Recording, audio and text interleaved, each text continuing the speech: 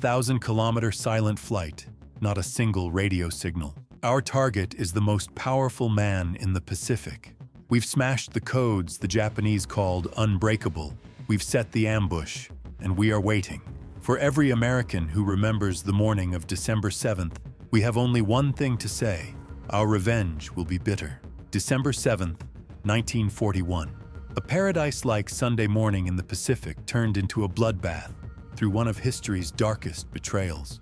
The Imperial Japanese Navy launched a surprise attack on the Pearl Harbor Naval Base in Hawaii, claiming thousands of American lives and leaving the Pacific Fleet in ruins. This attack was not just a military strike, it was a punch thrown at the American spirit. However, the American spirit never bows. This is the epic of a revenge, the unification of a nation, and a resolve that changed the course of history. Japan's goal was to paralyze U.S. power in the Pacific to buy time for its own expansion. However, contrary to expectations, this attack brought America into the war with its full strength. The primary motivation for the Japanese targeting Pearl Harbor was the oil embargo and iron steel restrictions imposed by the U.S. on Japan in 1941. These resources were vital for Japan's war machine, and the Pearl Harbor attack was seen as a preemptive strike to break these restrictions and establish dominance in the Pacific. However, their historical miscalculation would soon cost them dearly. The shock of the Pearl Harbor attack gripped the entire nation, igniting a deep grief and an indestructible fire of revenge. In American cities, towns, and villages, men and women of all ages answered their country's call. As factories shifted to war production, young people flocked to the military. Japan had awakened a sleeping giant. Now that giant was spreading its wings like an eagle sworn to vengeance. Japan's initial victories can be described as victory intoxication. They had achieved their strategic goals at Pearl Harbor. The U.S. Pacific Fleet was significantly weakened, and while the aircraft carriers survived, the submarine fleet and air forces took heavy blows. However, Japan's expansion plans in the Pacific placed immense pressure on its resources. Long supply lines, the difficulty of defending newly conquered territories, and the U.S.'s much faster than expected recovery capacity would lead Japan to realize that these victories were actually Trojan horses. They would soon pay the true price for Pearl Harbor themselves. As the waters in the Pacific began to boil, American intelligence and military leadership targeted the man primarily responsible for this betrayal, Admiral Isoroku Yamamoto, Commander-in-Chief of the Combined Fleet. He was the architect of the Pearl Harbor attack and the strategic brain of Japan. Eliminating him would be more than just revenge. It would be an operation to change the course of the war in the Pacific. This is where the seeds of Operation Vengeance were sown during those dark days. Months after the destruction of Pearl Harbor, the war in the Pacific continued with full intensity. Although a heavy blow was dealt to Japan at Midway, the enemy remained strong, and the islands of the Pacific continued to be watered with American blood. For high-ranking commanders in Washington, Admiral Isoroku Yamamoto was not just a commander, but a symbol of Japanese resistance. Eliminating him had become a necessity beyond a military operation, a move to boost American morale and force Japan to pay for Pearl Harbor.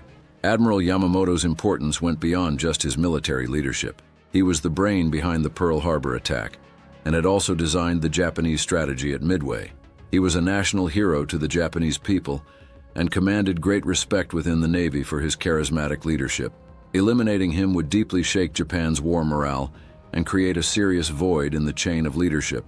However, such an assassination was a highly risky decision, navigating the gray areas of international law.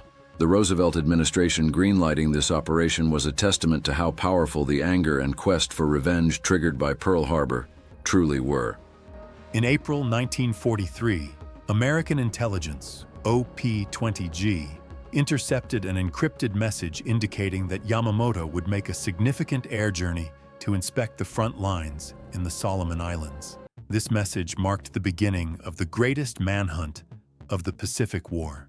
Deciphering the code was not just an intelligence success, but also proof of the devastating impact of American electronic warfare on the Imperial Japanese Navy. The breaking of the Japanese encryption system, JN-25B, was a crucial turning point in the course of the Pacific War. This provided the U.S. with a decisive advantage not only for the Yamamoto operation, but also in critical naval battles like Midway. The Japanese believed their codes were unbreakable, and this overconfidence made the work of American intelligence even easier. The intercepted message included detailed information about not just Yamamoto's route, but also the number of escort planes and even his arrival time. This was one of those rare instances where all the information necessary to target a military leader was available, and it prompted American decision-makers to act. With the approval of President Roosevelt in Washington, preparations began for the most top-secret operation. This would not be a simple attack. It would be a retaliation etched in history, executed through flawless planning, extraordinary courage, and the most advanced technology. America was determined to make Japan pay for Pearl Harbor, and Yamamoto's final journey was about to begin toward the depths of the Pacific waters. Everything was ready to bring down Yamamoto, but this was only the beginning of the plan. In the next episode, we will see the pilots who took on this mission, the deadly dangers awaiting them, and how Operation Vengeance turned into reality step by step. What do you think is the moral dimension of such a risky operation? Is it in line with the rules of war to target a military leader? Share your thoughts with us in the comments. And if you don't want to miss these true American stories of heroism, subscribe to our channel and don't forget to turn on notifications. The saga will continue without slowing down. April 1943. Yamamoto's route was known, but catching him in the air was nearly impossible. Ordinary planes wouldn't suffice for this mission. It required extreme range, speed, and firepower. The true predator of the Pacific stepped onto the stage, the P-38 Lightning. 18 hand-picked pilots started their engines for the longest-distance aerial assassination in history. An interesting detail. During the planning of the operation, Admiral Nimitz feared that someone even more talented might replace Yamamoto. However, intelligence analysis proved that Yamamoto's unique impact on Japanese morale was more significant than his military genius. Eliminating him was the greatest blow that could be dealt to Japan's will to fight. The pilots flew for hours just above the waves in total radio silence. Navigation was performed solely with stopwatches and compasses. Upon reaching the target point, even a 1-minute deviation meant missing Yamamoto entirely. American discipline and engineering were racing against time. The morning of April 18th, exactly 9:34 a.m., 2 Japanese Betty bombers accompanied by 6 Zero fighters appeared in the skies over Bougainville Island. At that exact moment, American P-38s rose from the horizon. The timing was flawless. Within seconds, the sky was torn apart by engine roars and machine gun fire. The operation was so secretive that even the name Vengeance was kept hidden until the very last moment. During the dogfight, the moment the American pilots dropped their external fuel tanks, the planes became light and gained an incredible advantage over the Zeros. When Yamamoto's plane crashed into the jungle, the other plane next to it plunged into the sea. The accuracy of American intelligence had been proven 100%. The mission was complete. As the P-38s returned to base on their final drops of fuel, a short and concise message was sent over the radio. The duck is in the bag. The architect of Pearl Harbor was gone. America had taken its revenge, and the tide in the Pacific had completely turned. The afternoon of April 18th, 1943. As smoke rose from the untouched jungles of Bougainville, a heavy and dismal silence descended upon the Pacific. While American P-38 Lightning pilots returned to their bases and emptied their fuel tanks, absolute panic reigned in Japanese headquarters. Radio contact with Admiral Yamamoto's plane had been severed. The Japanese did not want to believe that their greatest strategist, the brain behind Pearl Harbor, had fallen victim to an American ambush. Search efforts lasting days ended when Japanese soldiers encountered a scorched wreck deep in the jungle and a lifeless legend lying in his seat, clutching his sword. This was not just a military loss for the Japanese Empire. It was the first sign of the setting sun. When the news reached Tokyo, the walls of the imperial palace shook. Yet this news would be kept from the public for an entire month. My friends, when we took our revenge, we didn't just down a plane. We shattered the enemy's soul. The Japanese lied to their people for a month. Do you know why? Because Yamamoto's absence was the end of their myth of invincibility. We Americans write the truth on the battlefield. Before the exhaust smoke of our P-38s had even cleared, we knew those arrogant generals in Tokyo were trembling. Those who struck us in our sleep at Pearl Harbor had now become afraid of their own shadows. This was the purest and coldest form of American justice. We do not forget. We simply wait for the right moment. And when we strike, that blow is never forgotten. While Japan tried to hide this death as a state secret, another strategy was in play on the American side. Intelligence units enforced strict secrecy to prevent the Japanese from realizing their codes had been broken. If the Japanese understood that Yamamoto's ambush was an intelligence success, they could have changed their entire encryption system. Therefore, the pilots involved in the operation were instructed to say, "You encountered him by chance." American military genius triumphed not just by striking, but by remaining silent afterward. Accusations began within the Japanese army as they started searching for traitors in their own ranks. Suspicion is the greatest poison that can befall an army, and we had already injected that poison into the Japanese command structure. From a military history perspective, the most critical point was the protection of the magic code-breaking system. If we had leaked this success to the press, we could have lost our intelligence superiority for the remainder of the war. This is why Admiral Nimitz and President Roosevelt chose a deep silence instead of celebrating the victory. Japan was only able to announce that Yamamoto had died as a hero on May 21st, exactly 1 month after the event. This delay paralyzed the chain of command in the Japanese naval forces and paved the way for strategic mistakes by his successors. When Yamamoto's ashes were brought to Tokyo by a warship, millions of Japanese poured into the streets. Yet this mourning was also a reflection of fear. America's hand could now reach anywhere. The fire of revenge born from that bloody morning at Pearl Harbor was now blowing like a cold wind through the streets of Tokyo. The operation was complete, but the course of the war had now changed irrevocably. The Pacific was no longer a Japanese lake. It was the hunting ground for American eagles. The death of Admiral Yamamoto was not just the loss of a leader for the Imperial Japanese Navy. It was the bankruptcy of a doctrine. By mid-1943, American intelligence and military power had begun to establish total dominance in the Pacific. The commanders who replaced Yamamoto lacked his charisma and strategic foresight. Coordination within the Japanese military collapsed, and deep gaps formed between defense lines. The American Army did not miss this opportunity. Using the island-hopping strategy, they bypassed the enemy's strongest points and began to choke them logistically. Every American attack was part of a larger plan taking revenge for Pearl Harbor. Japan was beginning to see that the waters it once ruled were now becoming its grave. The sky no longer belonged to the Zeros, but to the American Hellcats and Corsairs that flew faster than bullets. My friends, if you want to see how a giant's body staggers when you cut off its head, look at the 1943 Pacific campaigns.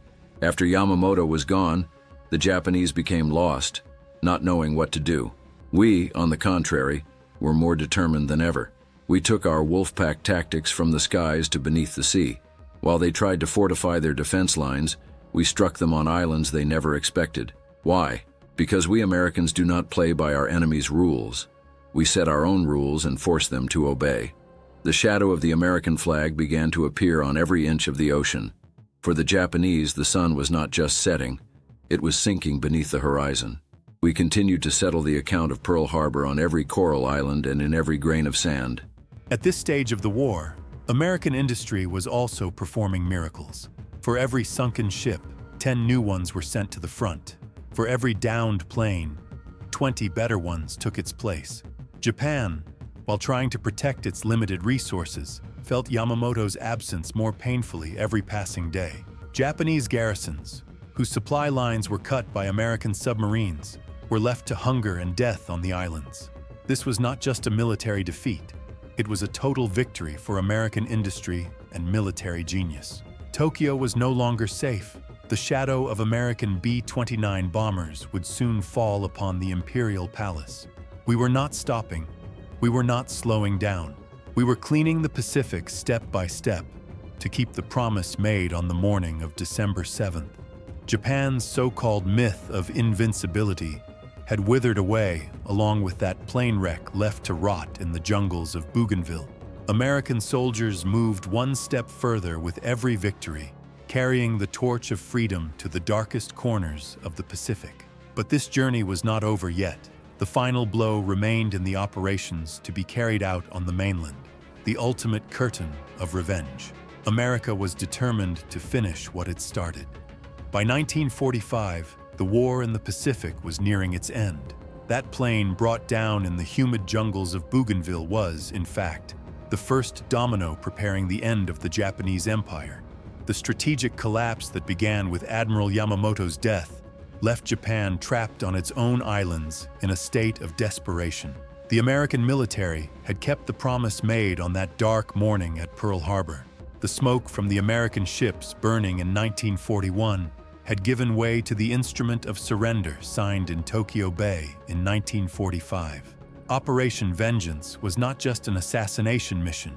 It was the will of a nation to reclaim its honor and restore justice to the earth. The deep waters and islands of the Pacific bore the indelible marks of American courage and intellect. This operation etched this lesson into the pages of history. Any betrayal attempted against America will ultimately result in absolute destruction. My friends, this story is not just a military operation left in the past. It is a manifesto of the American spirit, our belief in freedom, and the unwavering answer we give to those who attack us. Yamamoto's falling plane that day was, in reality, the crashing down of a tyranny's arrogance.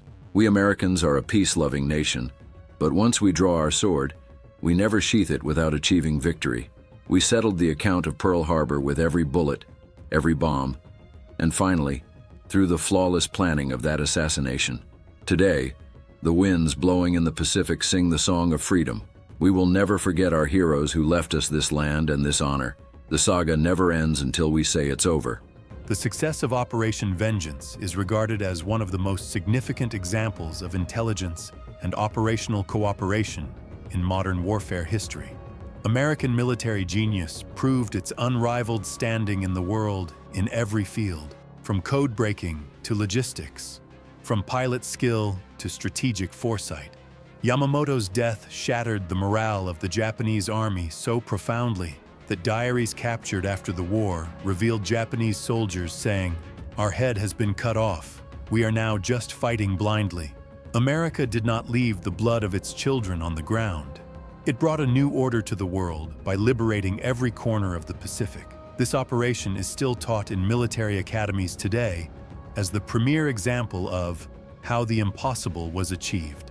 Our history is not just a history of won wars, but of a character that never bows down. The saga ends here, but America's strength and determination will last forever. The sound of P-38 Lightning engines echoing in the Pacific skies still rings in the ears of the free world today, like an anthem of confidence. With Operation Vengeance, we didn't just take revenge. We showed every oppressed nation in the world what justice truly means. Pearl Harbor was not forgotten. The account was settled, and the American flag continues to fly at the highest point, in victory, as it always has. Thank you to each and every one of you for embarking on this glorious journey with me. This series was a reminder of why the American soldier is the most feared and respected force in the world. What do you think is the greatest contribution of Operation Vengeance to today's military strategies? I look forward to your comments and thoughts on this epic. In our new videos, we will continue to uncover other secret and glorious pages of American history, presented by the War Room Archives. Stay subscribed, keep your notifications on, and always stand on the side of freedom. Goodbye for now.